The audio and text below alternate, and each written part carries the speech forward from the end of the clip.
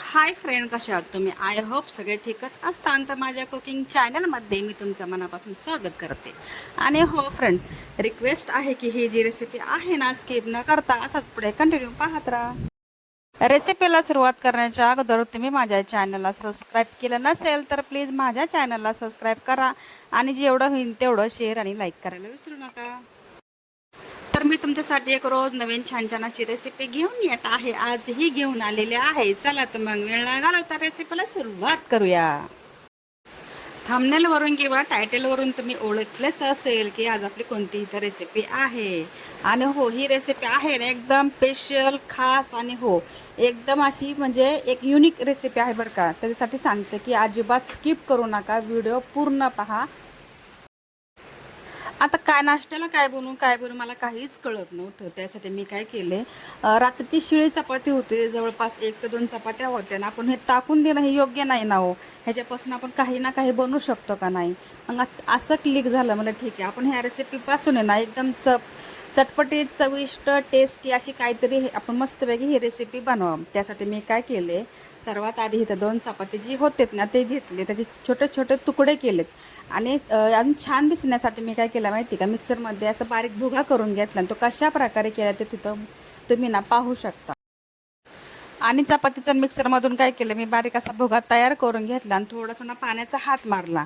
आता पाण्याचा हात तुम्ही म्हणजे तुम्ही पाहिलं असेल की पाणी मी किती घेतले, क्वांटिटी त्याची काय एवढी घेतली आहे. कारण कसं असतं की आपण जास्त पाणी टाकलं की त्याचा चिक्कल तयार होतो, म्हणजे असं जास्त ओलसर होतात.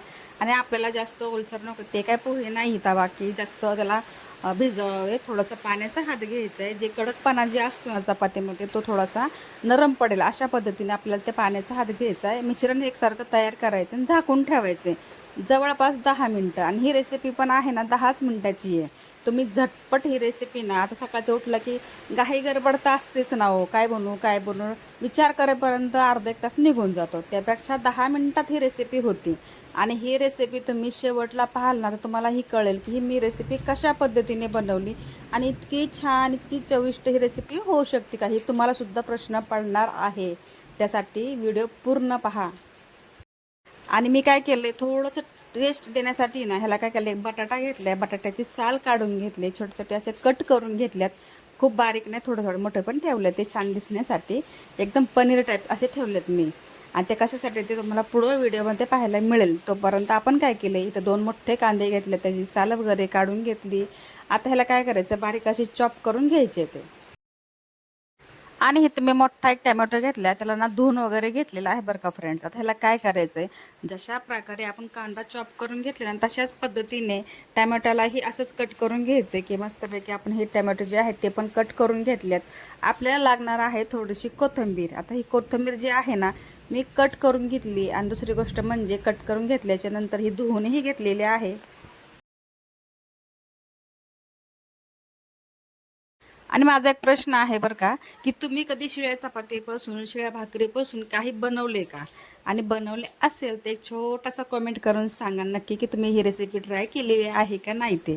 ठीक आहे, आपली कोथिंबीर, टमॅटो, कांदा चिरून झालं आहे. आता दुसरी गोष्ट म्हणजे काय, इथं मी काय केले, 5 ते 6 लसणाची पाकळी घेतली, 3 ते 4 हिरवी मिरची घेतली, मस्तपैकी मिक्सरमध्ये बारीक करून घेतल्याच्या नंतर आपण गॅसचा फ्लेम चालू केला आहे, कढई ठेवली, थोडंसं तेल जरा जास्त टाकले, पण तेल नंतर आपण कमी करणार आहोत. आणि नंतर त्या तेलामध्ये थोडंसं तेल जर गरम झाले ना, त्याच्यामध्ये आपण जे बटाटे आहेत. आता ही रेसिपी जी आहे ना जरा हटके आहे, म्हणजे माझ्या पद्धतीने मी बनवली बरं का फ्रेंड्स. कारण मला ना घरच्यांसाठी काहीतरी एकदम स्पेशल अशी रेसिपी बनवायची होती. कारण आहे ना आमच्याकडे जस्ट आता पाऊस पडतो, त्यासाठी काही ना काय आता मॅगी वगैरे आपण प्रत्येक वेळेस पावसात आता हे असं आठवतं की आपल्याला भजे, कांदा भजे, बटाटे भजे असं खातो. तर मला ठीक आहे, चटपटा असं काहीतरी चविष्ट असं मी ही रेसिपी बनवलेली आहे. आता मी काय केलं, ह्या तेलामध्ये ना गरम झाल्याच्या नंतर आपण बटाटे जे आहे ना लाईट गोल्डन होईपर्यंत तेलामध्ये मस्तपैकी फ्राय करून घेतल्या, ते साईडला काढून घेतल्या. त्याच्यासोबतच थोडेसे शेंगदाणे इथे मी घेतलेले आहे, ते पण मी काय केले थोडेसे फ्राय करून घेतले, ते एकदम क्रंचीपणा येण्यासाठी. आता मी काय केले, बटाटे जे आहेत ते काढून घेतले, शेंगदाणे आहेत ते पण काढून घेतले. ते तेल ना थोडंसं कमी केले. त्या तेलामध्ये 2 ते 3 इथं काय केले, कढीपत्ता ॲड केला, थोडंसं जिरं ॲड केले.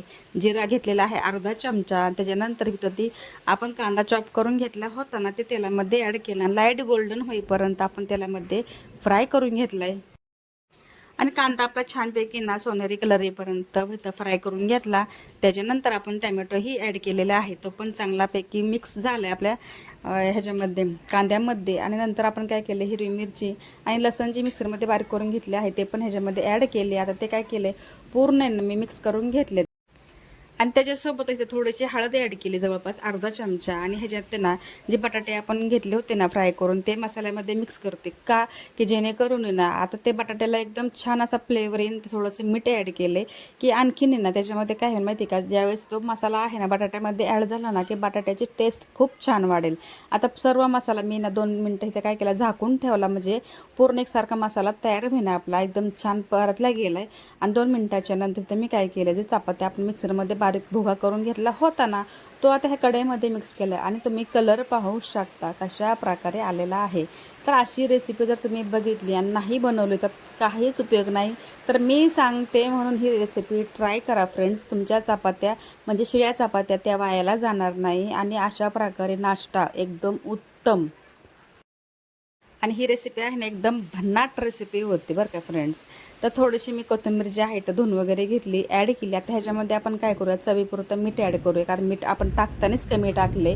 आणि जे आपण शेंगदाणे आहेत ना ते पण ह्याच्यामध्ये ॲड केलेले आहे. आता सर्व मसाला आणि सर्व काय आहे ते ॲड झालेत. आणि खूप छान मी एकसारखं मिक्सर तयार करून घेतले.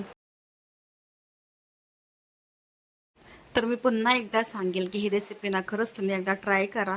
शिळ्या चपातीपासून ही रेसिपी ना खरंच भन्नाट आणि हो चविष्ट, एकदम टेस्टी अशी रेसिपी बनते बरं का फ्रेंड्स.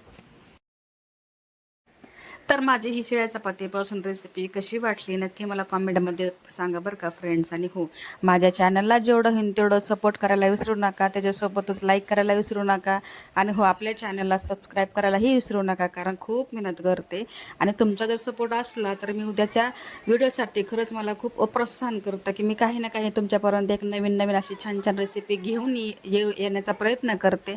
तर चला, तर मग हा व्हिडिओ मी इथंच एंड करते. भेटूया नेक्स्ट व्हिडिओमध्ये. तोपर्यंत स्वतःची काळजी घेत राहा, सर्वात महत्त्वाचं खात राहा, आनंदात राहा, हसत राहा.